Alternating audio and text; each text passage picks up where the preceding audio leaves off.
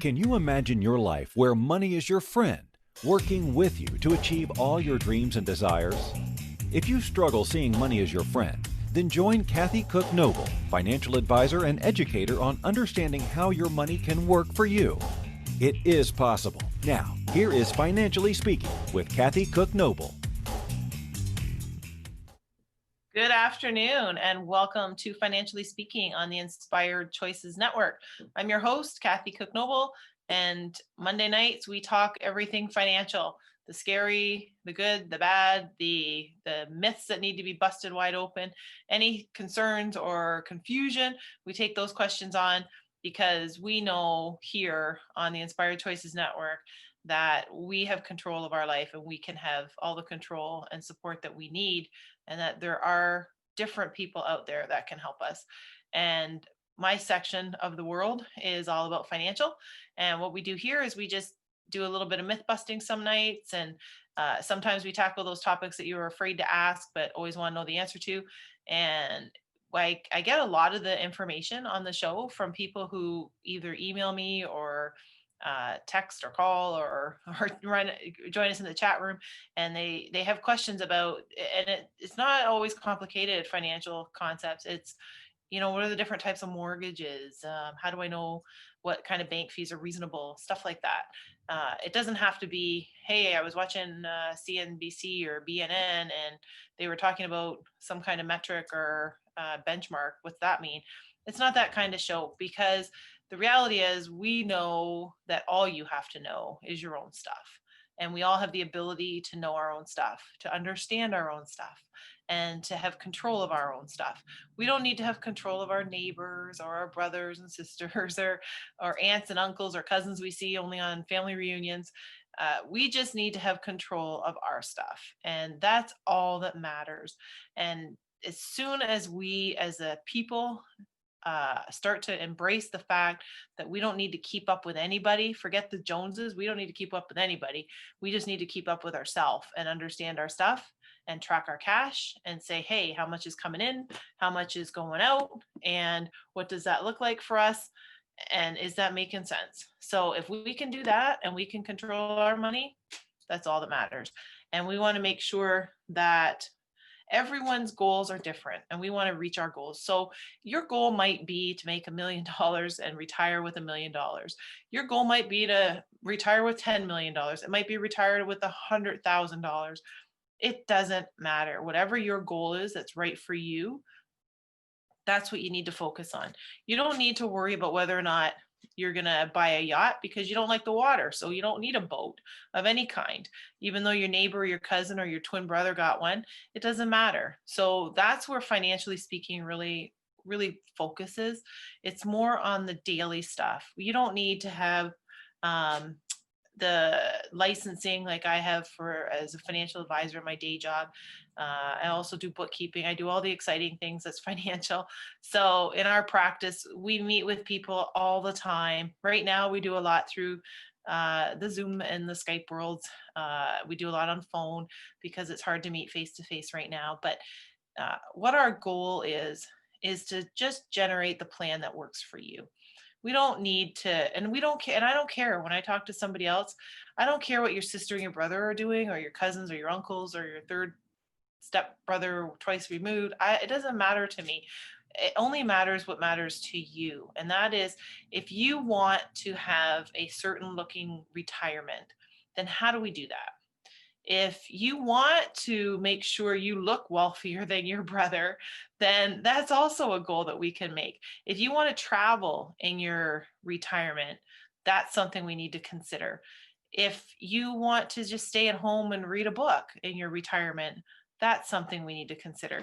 So everyone's plan is special just for them.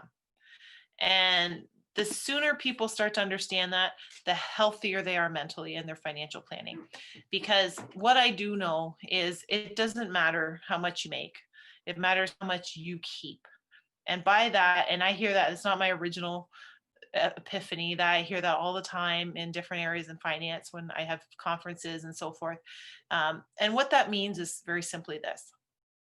We've all seen and heard of these sports and sports stars and celebrities who have generated massive amount of money, massive amounts.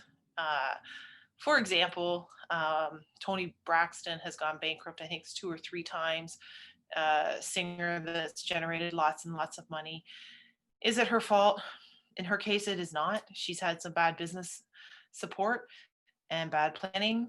But what it means is you can generate millions and millions of dollars in income and still go bankrupt. Bankruptcy is not about people who have very little money and they've overspent because they didn't have any money. Like this is not necessarily people who are making $20,000 a year and they've spent $30,000 every year just to pay for hydro and groceries. That's not necessarily what a bankruptcy looks like. A bankruptcy could be people like the Willie Nelsons and the Toni Braxtons and people like that who have massive amounts of money that flows through their system and their financial system, and they still end up bankrupt because they have misallocated funds or they've invested, they've had the wrong people looking after their money, taking the wrong advice, they don't have a hands-on approach. And I'm not saying that's the case with these two, just as an example. You need to know your own stuff, and the more vast you become with your wealth, the harder it is to maintain control of it if you don't have the right people or the right system. And that's where I really believe that we all have the ability to understand our stuff. So that's what we do here on Financially Speaking. At least I hope that's what we do. That's our plan. That's our goal.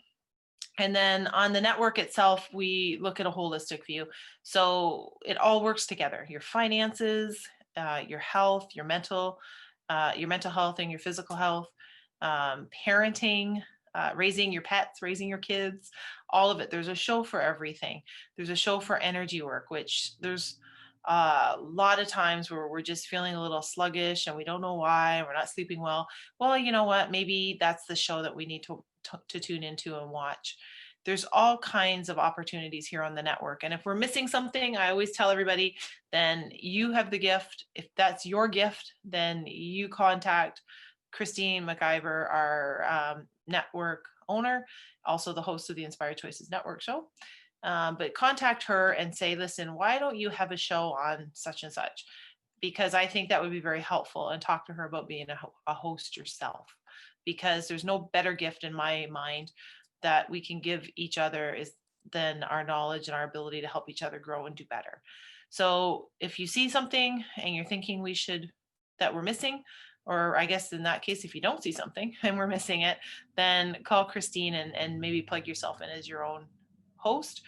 And don't be intimidated by that if it's not your cup of tea, that you don't think it is, because you're right now listening to, or potentially even watching, because we're on video now, somebody who's a numbers person. So us numbers people are not usually the ones that are the star of the show. We're usually the ones in the back working on spreadsheets and plugging numbers and writing stuff down. So if somebody like me can do it, somebody like you can do it as well. So tonight is one of our topics. What I am sure a lot of people out there, unless you're in the financial world, you might not know that November is Financial Literacy Month. And yes, we have a Financial Literacy Month. I know it seems like we have an event for every month, and it's possible that we have a day for every particular sector of the world. Secretary's Day, Mother's Day, Father's Day, there's days for everything. We haven't got a financial day yet, but we do have a Financial Literacy Month. And we're going to talk about different financial literacy concepts and important points that we need to know about our finances. And keeping in mind that we're talking about our money. So our finances, why we need to understand them, what we need to understand, what financial literacy actually looks like. So when we think about financial literacy, and there's a lot of really great stuff online. There's also some scary stuff online, because anybody can post anything, as we know, and there's just stuff that we've got termed now as fake news, and there's a lot of truth to a lot of the stuff that we read online. So just take it with a grain of salt, validate your facts, and make sure that that's the financial stuff that works for you. What I'm going to tell you about financial literacy is basically it is having knowledge, skills, and confidence to make responsible financial decisions. That's what financial literacy is. That we know enough about whatever products or services that we're looking at, that we can understand them and that we can make a good informed decision for ourselves and our family. So I'm going to give you a really good example for those of you that are old enough, and it's not that long ago, but the 2008-2009 financial crisis. A lot of conversation around that time was about these mortgage-backed securities. So we have a subprime lending is what it was, subprime lending. And the gist of it was something called a derivative. And a lot of people, and I'm not getting into that tonight, we're not going to ever talk about stuff like that because I don't get into all this financial lingo that you're never going to see in here. There's a lot of acronyms and a lot of terms, and our industry makes things a little bit more complicated sounding than it always necessarily has to be for the average individual. But anyway, what happened right around this time is the market crashed, and it was what they called was the Great Recession. And they called it that because it was the biggest crash since the Great Depression in the 1920s. And what happened was the short version is there was packaging of subprime credit, and they wrapped it all up in something that looked like a good investment. Now, a lot of people were invested in this because they didn't understand it. And this is where financial literacy comes in. If you don't understand it, you shouldn't probably be in it. And the reason I say probably is because it is entirely possible that you work with an advisor, and there's certainly no law saying you have to, and there's certainly nothing saying you can't do it yourself. There are definitely some options you don't have unless you're licensed that you can't access. But for the most part, if you're going to do your own investing, great. If you need help with it, that's great too, no problem. But for what happened is if you don't understand something, and a lot of people didn't understand how these packaging of subprime lending was being done, these derivatives, and they were buying into it and investing their money and so forth. And then it comes to a screeching crash, which is what happened in March 2009 when we hit the crash, the lowest point. A lot of those people probably shouldn't have been in them to begin with because they didn't understand them. And that's what financial literacy is. So if you can't understand it, or you can't have someone explain it to you in a way that makes sense to you for you to invest your money, then maybe you shouldn't be in it. And if you're not in that, in 2009, for example, if you weren't invested, and there was a lot of people that weren't invested, we didn't hear as much about those. We heard a lot about the people who were, because the people who were, it was devastating. Businesses failed. Big companies like Bear Stearns that had been in business for over 100 years, huge financial institution, failed. There was a lot of examples like that failed, that were in the news. But there was also a lot of people that made an awful lot of money because they either bet against it because they understood it so well and they saw that it wasn't sustainable, or they didn't understand it. So they didn't get into it. And by not getting into it, they either had their money elsewhere, which did better, or they bet against it in the sense where they didn't put their money in it, and they said, this doesn't make any sense at all, and I'm going to either stay away from it, or I'm going to assume that it's not good and I'm going to go in a different direction. And there were some people that made some exceptionally huge gains off of betting against this. And when I say betting against it, I just mean that the people who understood it really well, that said this doesn't work, they invested in stuff that was the exact opposite of how that would have gone. The reason I tell you this is because you shouldn't be in stuff you don't understand. Don't get involved in all these get rich quick schemes. And believe you me, I get asked all the time about different things that have come up that they've heard in the news, or they've seen at, on Facebook or any of these social media outlets, or their buddy told them that they can make a lot of money doing this. And when you start to look at it, you're like, it's not really the sustainable opportunity that you really want. So that is part for financial literacy. That is the very first part that we want to know, is what is our literacy on it? That is, how much knowledge do we have, and do we understand the stuff that we're potentially getting ourselves involved in, either through an investment, a pure investment where you're going to put your money into a particular company or fund that you're investing in, or you're going to put your money into buying some kind of product or piece of land that you think you're going to find oil on, or plant some product and make so much money on it. If you don't understand that, then you probably shouldn't be involved in it. And that's where it's really, really important that you do what works for you. So we're going to talk tonight, and we're going to actually talk for the next few nights about financial literacy, how that relates to you, what pieces of the puzzle fit in there, and what you need to look for, and how this affects you. And this is you on a day-to-day basis, on a regular, everyday financial snapshot of your life. So we're going to take our first break of the night, and when we come back, we'll talk more about financial literacy. And if you have questions, or if there's something that you don't understand and you want to have me do some work on or clarification on, just let me know. Email me, call, send me a note in the chat room, whatever works, because we're happy to always do that. You are listening to Financially Speaking on the Inspired Choices Network. I'm your host, Kathy Cook Noble, and we will be right back.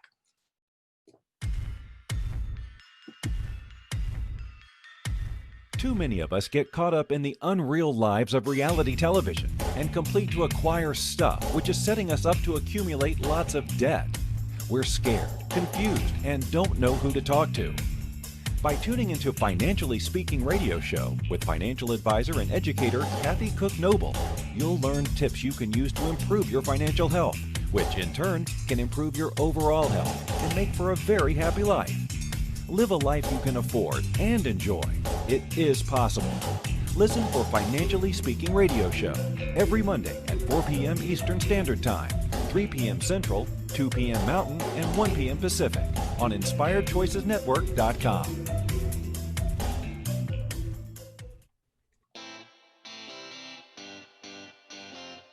Are you a subject matter expert? Are you here to share your expertise with an audience waiting to hear from you in only the way you can deliver? Are you ready to have your voice amplified across the airwaves? Inspired Choices Network has a global radio platform streaming to millions of people across the world. Professionally produced and supported by an accomplished team every step of the way, you can broadcast from anywhere in the world, knowing your voice matters, and we ensure it is delivered with ease and efficiency. Eager to hear your message, the world awaits. Contact us today to become an Inspired Choices Network radio host. Email become a host at InspiredChoicesNetwork.com. This is the Financially Speaking Show with financial advisor and educator Kathy Cook Noble. To participate in the program, join our live studio audience in our chat room at InspiredChoicesNetwork.com. You can also make the choice to ask or comment by email by sending to Kathy@bookkeepplus.ca. Now back to the program. Welcome back, everyone. You are listening to Financially Speaking on the Inspired Choices Network, and I'm your host tonight and pretty much every night on Monday with Financially Speaking. I'm Kathy Cook Noble, and tonight we are talking about financial literacy because November is Financial Literacy Month, and because it all really does start with financial literacy. It doesn't matter if I start talking to you about what investments or what to look for in a rate of return or what to look for in any kind of advisor, if you're looking for an advisor, or what to look for in what your risk requirements are as far as your investments go. None of that stuff matters if we don't have some level of literacy when it comes to financial literacy. And financial literacy, as we just started talking about before the break, that really is, it's just having the knowledge, skills, and the confidence to make responsible financial decisions. And these are for you. So I'm going to talk tonight, and this is for everybody. And now, for those of you who don't know that I'm in Canada, that's where I'm based, out of Canada. But I'm going to tell you, financial literacy, it is for everybody. And it's all that matters if you're trying to understand your money. Because what I do know is if you don't have any kind of understanding of what you're doing and you start going down that rabbit hole and you're investing in stuff or you're putting your money someplace and you don't understand it, it goes faster and more dangerously than you ever wanted to see. And we don't want you to take on an unnecessary risk because you didn't understand it. There's a difference between taking on a risk that's calculated and it fits your investment profile versus taking on a risk because you just decided to go to Vegas and gamble on black or red. That's not a calculated risk. That's just a pure entertainment risk. And that is not the kind of financial planning that we talk about with risk. So when we talk about financial planning, there's a lot of pieces that go with it. But the most important starting point, I think, is the financial literacy part. And it's how much do you understand, and how often do you participate in financial conversations, either with your partner or family members, or just general conversation. Maybe you're part of a group. Maybe your book club is a type of financial investment club. Maybe you're part of an investment club. There are out there. And we have, and I will tell you, coming up, I had many years ago, we started a club at my house, and I had a lot of people that just wanted to learn financial concepts and investments. And as we started to learn that there was just basic financial literacy that was missing.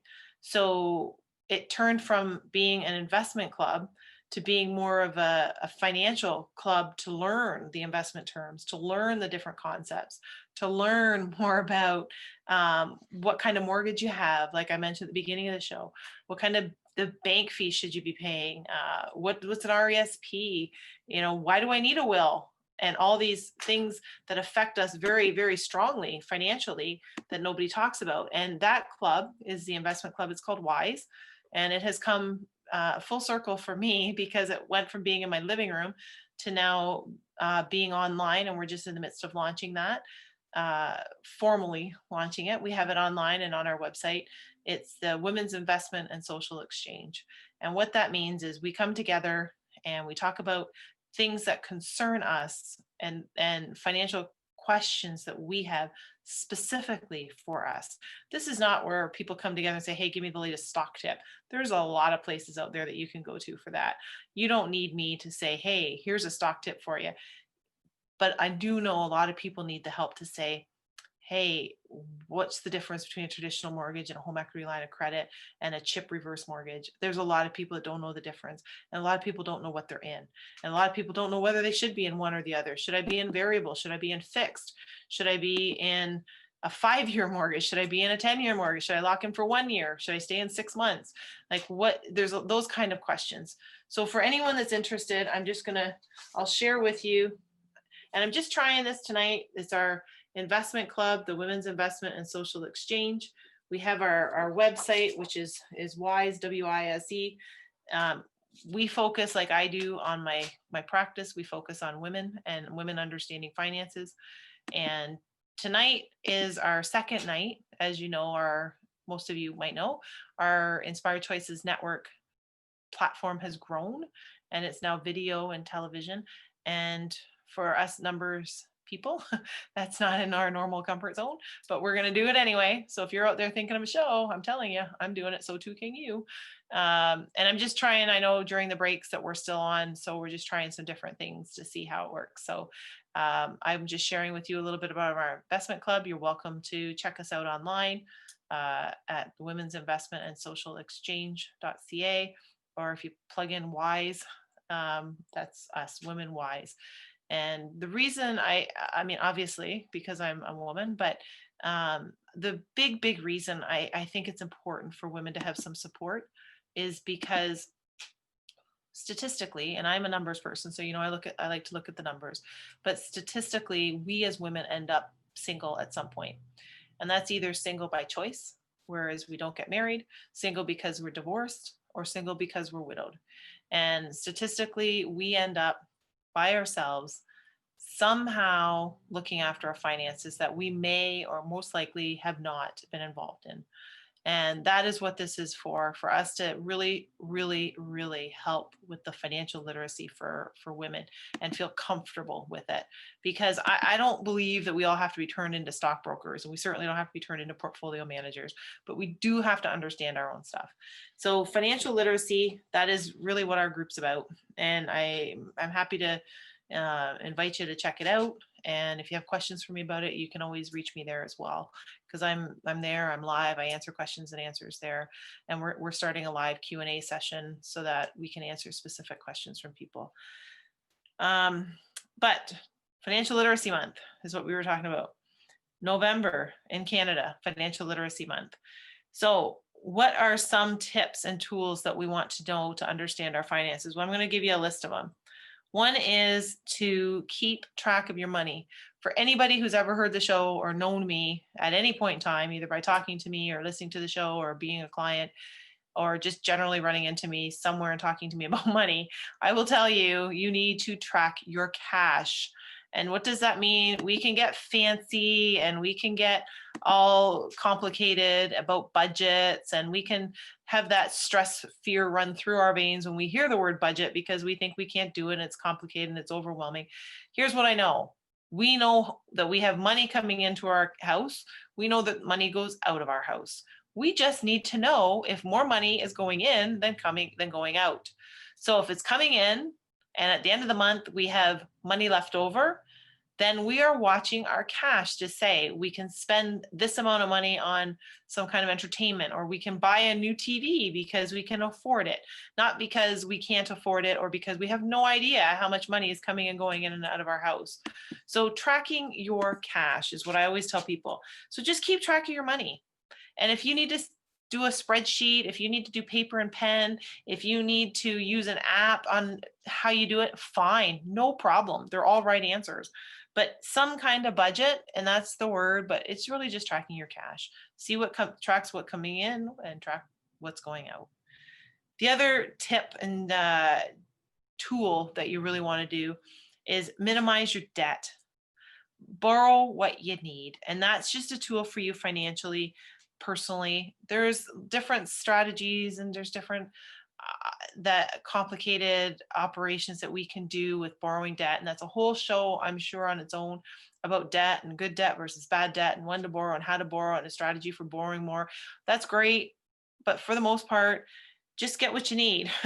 Understand the cost of the debt and have a plan to pay it back. And by that I'm saying if you're gonna go and get a house, you're probably gonna need a mortgage. And that is your most likely your biggest asset you're ever going to own. So make sure that that debt, that your biggest debt that you're ever going to have, make sure it's structured right. Make sure you're not going out and you're buying a $500,000 house and you're borrowing $600,000 or $700,000 because you got a mortgage and now you got to go get a loan to furnish it. You got to go get a loan to do renovations. You got to go get a loan to pay off, other debts, and you just get the money and be aware and controlling of what your debt is. The other tip I want you to take a look at is to reassess your financial goals, especially during challenging times. And I can't think of a better time than now than for us to reassess our financial goals. It is necessary. And every year I meet with my clients. It's been a little bit harder. I'm not going to lie. It hasn't been a year this year that I've been able to meet with people, but I'm now starting to work on a Zoom and a Skype and alternative communication ways to meet with the clients, just to run by and say, hey, are we on track? Do we still have the same goals? Are we meeting our goals? Are we targets on track for us? Reassess your financial goals. You might have a baby, you might have kids go off to school, you might have had a car accident, wrote your car off, you might have downsized your house, you might have increased the size of your house, you might have changed jobs. This all affects your financial goal. So reassess it, especially during these challenging times, to make sure that you're on track for your goals and you're on track for your financial plan and you're on track for your retirement plan. So now is a great time to reassess your financial goals. Make sure you're on track. And if you're not, it's easy to course correct and get yourself back on track. Or in some cases, you've got new goals and it's time to do a new part of the plan. Protect yourself from financial fraud. We're living in a digital world, everyone. That's the reality. And identity theft and stealing from your bank accounts, your credit cards, all that kind of stuff. Protect it from all these fraudsters that are out there and these phone calls that you get. I know in Canada, we get them all the time. Imposters from CRA asking for personal information. Don't give it to them. When in doubt, don't give it out. Don't. People who, I have to say, and unfortunately, there's a lot of people jumping on these COVID-19 pandemic fears, and you get some fraudsters with that about different COVID programs. So there's all kinds of stuff that can take place, and just be really, really, really aware and protect yourself. I have to tell you, there's a points program here in Canada with reward loyalty programs, and they were after me for a very long time. And I love digital. I'm all about electronics and technology. And anyway, for whatever reason, I just didn't buy into subscribing to this online, and I finally broke down, and I'm like, okay, fine. And within about an hour of registering online, I had $300 worth of points, and it was all drained, all of it. I watched it just drain right out of my account. And I was surprised, but I was grateful that it wasn't a bank account. But I was ticked off, because I thought, you pushed me into doing this, and here I just was a victim of fraud through your specific programming, your specific site. So I called them, and after getting the runaround, they finally got somebody that would help me, and they agreed to refund 50% of my lost points, which was about $150 got refunded. So I just lost $150 for no reason, even though I literally watched the withdrawal happening online. I couldn't do anything about it. So be super, super careful. That's just a points program. That's a rewards program for an individual store. Not a big deal in the grand scheme of things. When it comes to financial protection, I have monitoring on my credit score. I have monitoring on my financial institutions. I don't take any chances with that. I have high level security on my computer. That's military grade, especially for what I do. I don't take any chances or any risks, so that nobody's going to steal my identity or get me into any issue, cause me any issues. So protecting yourself from financial fraud is huge, huge, huge. And it can happen. Just be aware. Set up an emergency fund. I know it's really hard now. We've talked about COVID in the past. We did a series on that. Set up an emergency fund. If you didn't have one before, start one now, because things happen. And an emergency fund, I know we hear different things, the rule of thumb is 3 months or 6 months or whatever worth of expenses. Just start collecting something. If you can save $20 a week and put it aside in a safe, hopefully interest bearing kind of account where you can make a little money. But if you can set that aside and you can start to accumulate some money in an emergency fund, then at least it gives you the peace of mind knowing you have it. And it also gives you the money in the time that you need it. Understand financial products and services that relate to you, and you need to know your rights about them. You need to understand what you're getting yourself involved in, what's being locked in, what you have access to, if there's penalties, if there's any kind of issues with withdrawing it for timing. So these are things that are good tips for you to understand on your financial literacy.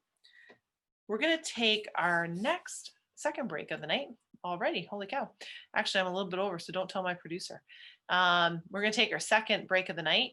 And when we come back, we'll continue to talk about financial literacy and how it relates to you and only you, because that's what really matters. So don't go anywhere. You're listening to Financially Speaking on the Inspired Choices Network, and I'll be right back.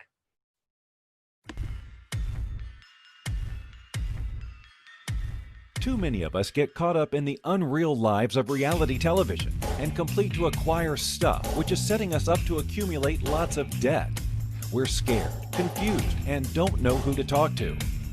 By tuning into Financially Speaking radio show with financial advisor and educator Kathy Cook Noble, you'll learn tips you can use to improve your financial health, which in turn can improve your overall health and make for a very happy life. Live a life you can afford and enjoy. It is possible. Listen for Financially Speaking radio show every Monday at 4 p.m. Eastern Standard Time, 3 p.m. Central, 2 p.m. Mountain, and 1 p.m. Pacific on InspiredChoicesNetwork.com. Money is complicated, right? Actually, no, it's not. You don't have to be a trader on Wall Street to get a handle on your money. TV shows often instill fear to keep you believing you can't understand it or do anything yourself. If dealing with your finances brings up a lot of other F words, then you need to read All Ladies Should Use the F Word, A Guide to Loving Your Finances by Kathy Cook Noble.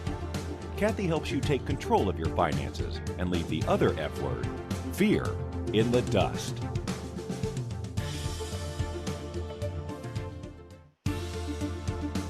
This is the Financially Speaking Show with financial advisor and educator Kathy Cook Noble.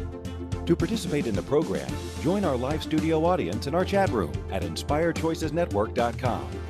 You can also make the choice to ask or comment by email by sending to Kathy@bookkeepplus.ca. Now back to the program. Welcome back, everyone. I am your host, Kathy Cook Noble, and you are listening to Financially Speaking on the Inspired Choices Network. And tonight we're talking about financial literacy. And a couple things I want to talk to you about. I talked about tips and tricks, I guess. Really more about what you want to be tracking and looking forward to on your financial journey.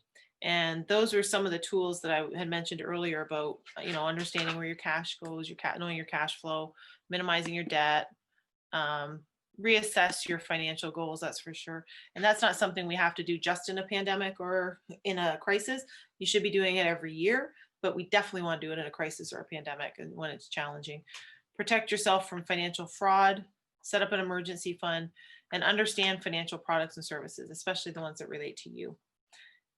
Some of the things I do want us to know that mental, physical, and financial wellness, those three pillars go together to make up your good health.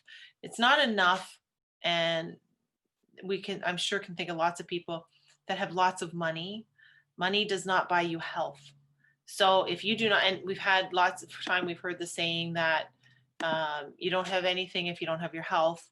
And there's a lot of truth to that. But I would say that if you want to have the good health of an overall healthy body and mind, you need to have your mental health, you need to have your physical health, and you need to have your financial health. Because if you have mental and physical, but you don't have any money, you can't do anything with it. And make no mistake, I'm not saying that everything is about money, but I do believe that everything comes back to money at some point, because we do need money, and it doesn't necessarily need to be big wads of it, but we do need money to pay for our house and buy our groceries and have Christmas and birthdays and so on. So there's some important pieces to having money. But I gotta tell you, in Canada, and I'm quite certain that I don't have the stats for the US and the rest of the world, but I do know from seeing them in the past, they're very similar. Money worries is one of the greatest sources of stress in Canada. It is greater than work, personal health, and relationships. That is the greatest thing people worry about is money. That causes them stress. And especially now, if you can imagine, with what's going on, not being able to, for those of you that can't go back to work yet, who've been off for 6, 7, 8 months, maybe 4 months, you're just going off now, things are changing for you mentally because you've been off for so long and you've been isolated or quarantined. There's a lot to be said about how this affects you and your stress level. So money worries, though, in Canada is the biggest source of stress. So what does our research show? It says 48% of Canadians have lost sleep because of work. 48%. So half of us at some point have lost sleep over money. We've been up all night worrying about something. Where are we going to get the money from? Such and such is due tomorrow. How am I going to pay for it? Or my kid's going to university. How am I going to afford this? 48% of us. 44% of us in Canada have said it's difficult to meet the financial obligations if their pay is late. So that means you're paycheck to paycheck. So if my paycheck, this is what this means. If you're one of those people that falls in that 44%, you're saying, if my paycheck doesn't come in on time Friday, I'm not going to be able to pay my whatever bill, my car bill, my phone bill, my mortgage, my rent. So that's the living paycheck to paycheck. That's almost 50%, 44% of Canadians. And I know Americans are very, very similar to that. So what's the source of financial stress?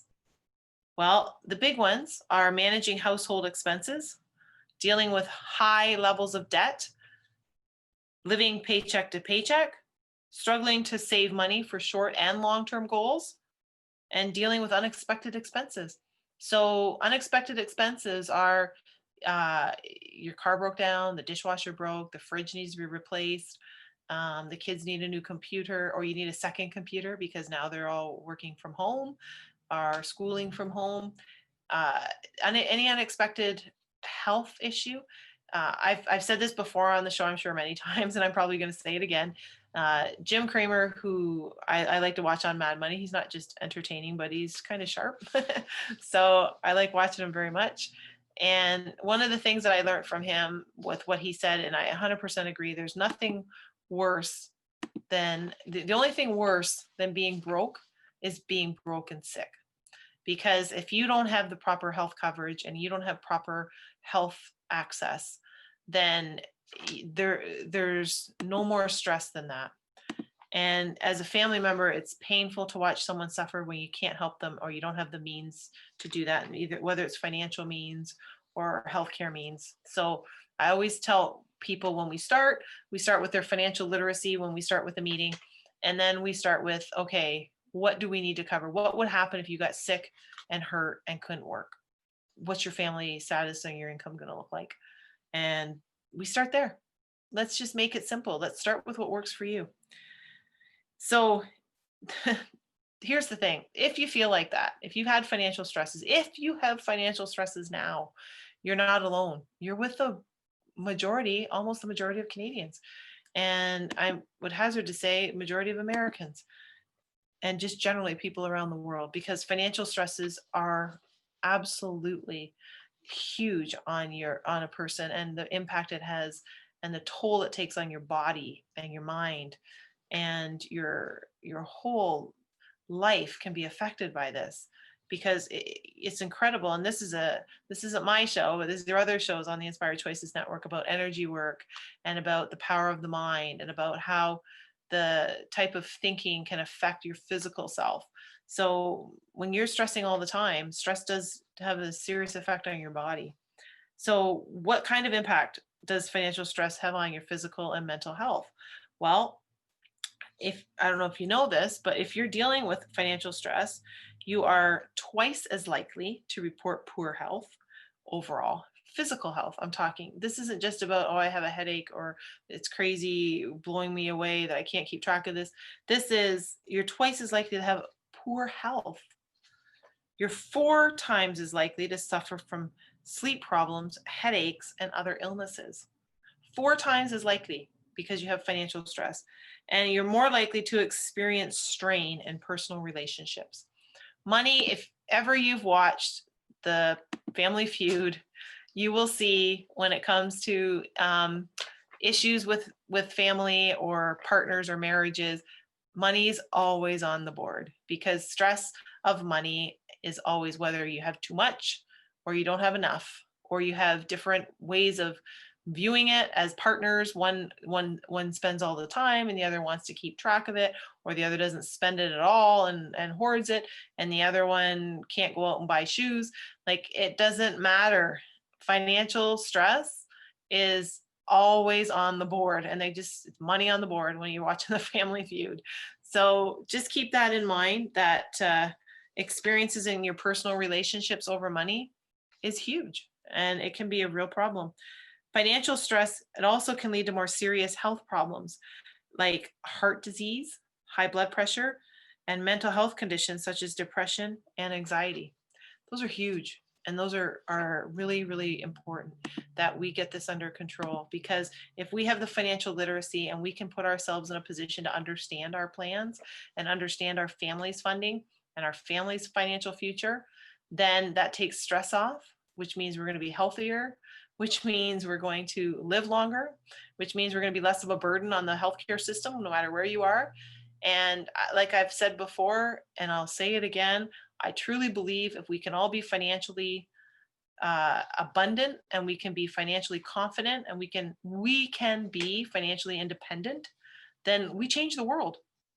All we have to do is look after ourselves, and we do that and we change the world, because now we're less of a burden financially or health wise on either our neighbors or our community or the state or province you live in or the federal government because of health or mental illness or disability that needs to be filling that void for taking care of yourself. Impact of financial stress at your work. So it's not just about you personally, it's about your work. Half of Canadians that work outside of the home admit that stress related to personal finances has had an impact on their performance at work.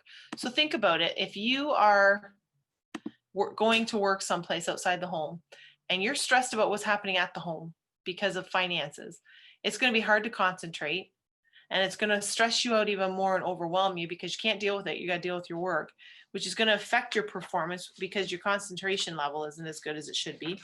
And then if it affects your performance and you're not doing well, it could affect your job in terms of doing a job performance evaluation with your boss, or losing your job because you're not able to focus and you'll make more mistakes. So financial stress is absolutely in all parts of our life.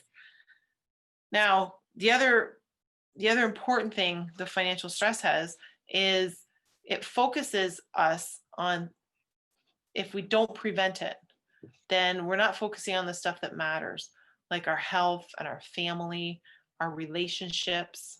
The benefit of investing in your financial well-being, it's huge. It's unlimited because all that has an impact on you and your family. We're going to come up to, it looks like we're up to our third break. Holy smokes. All right. Well, see, it's just so much fun talking about money, isn't it? We're going to take our third break and final break of the night. And we come back, we're going to wrap up our conversation about financial literacy, but we're actually just starting it because it is Financial Literacy Month, and we are going to talk about it, and we are going to be we're going to become a really well communicated and financially literate community. So don't go anywhere. You're listening to Financially Speaking on the Inspired Choices Network. I am your host, Kathy Cook Noble, and I will be right back.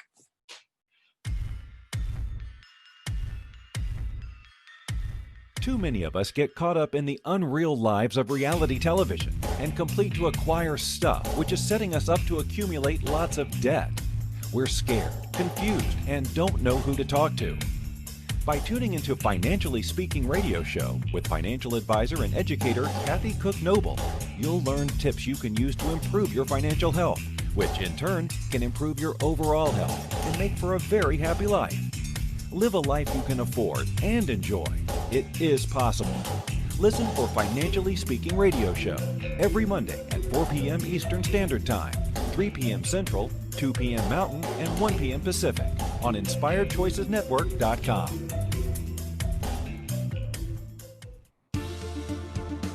This is the Financially Speaking Show with financial advisor and educator Kathy Cook Noble. To participate in the program, join our live studio audience in our chat room at InspiredChoicesNetwork.com. You can also make the choice to ask or comment by email by sending to Kathy@bookkeepplus.ca. Now back to the program. Welcome back, everyone. You are listening to Financially Speaking on the Inspired Choices Network, and I'm your host, Kathy Cook Noble. And tonight we've been just starting our conversation about financial literacy because November is Financial Literacy Month. And I think it's important that we have a month, but I think every month is Financial Literacy Month because it's important that we understand our finances. And I think it's important that we understand what it is that's important to us and what our goals are and what targets we have for ourselves and our family.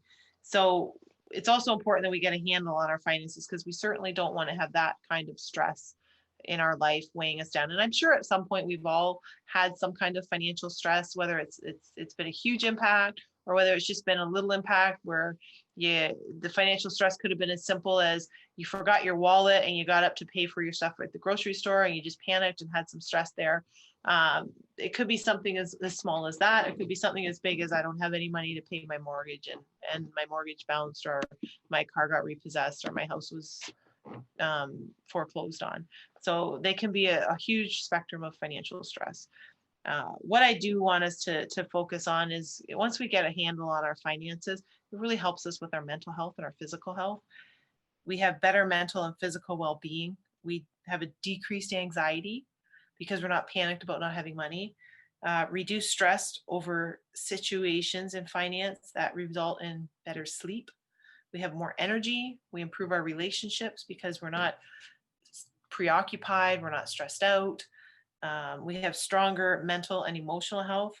We'll be more productive. How cool is that? We might, we get to do more. We're going to be more. We're going to be more productive. We could be more active physically. You'll be less distracted by financial issues, which helps you be more focused and productive, not just in your work life and your professional life, but also in your personal life. Because if you're stressed and you're distracted, you're not listening to your partner or your children or your family member that needs you, because you're thinking about something else and worrying about whether the next paycheck is going to have the money you need, or whether this bill is going to get paid, or what bill do I pay, this one or that one. So you're just more productive with all your relationships. You have more confidence when you have your money under control. Once you have the financial knowledge and confidence to better manage your money, then that means that you have short and long-term goals. You're setting aside money for emergencies. When you're managing your money, it sometimes can be overwhelming to people. And this is where there's lots of people out there that will offer some kind of support and assistance with your money, whether it's like me in a formal capacity, or whether it's somebody else just helping you budget.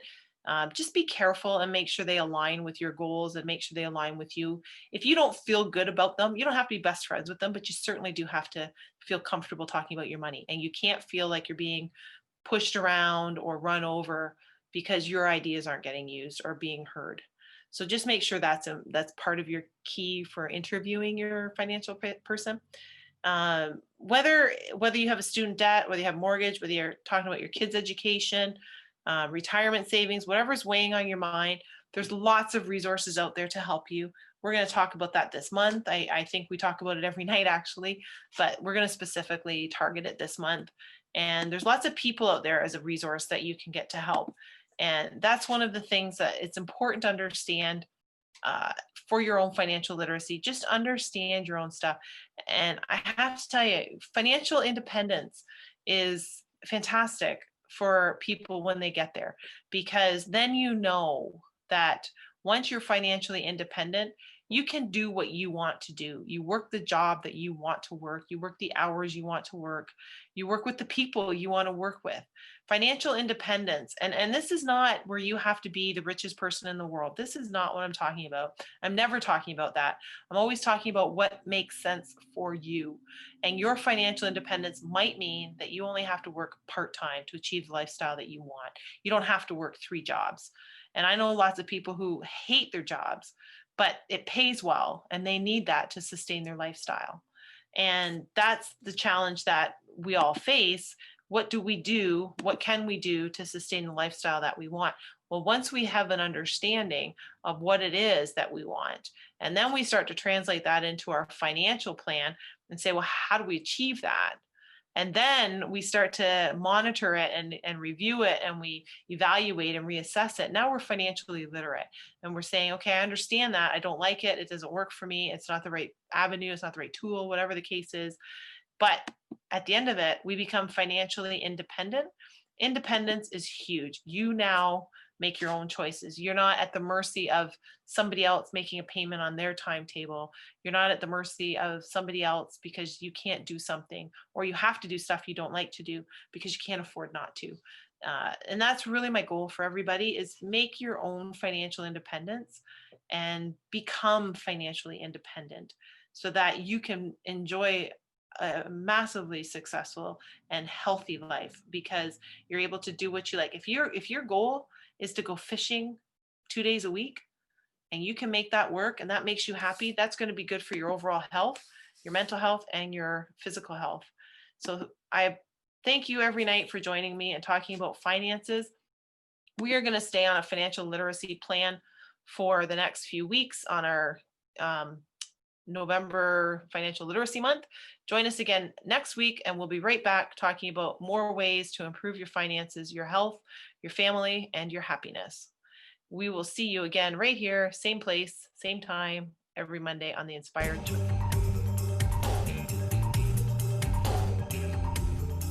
Thank you for choosing to listen to Financially Speaking Radio Show.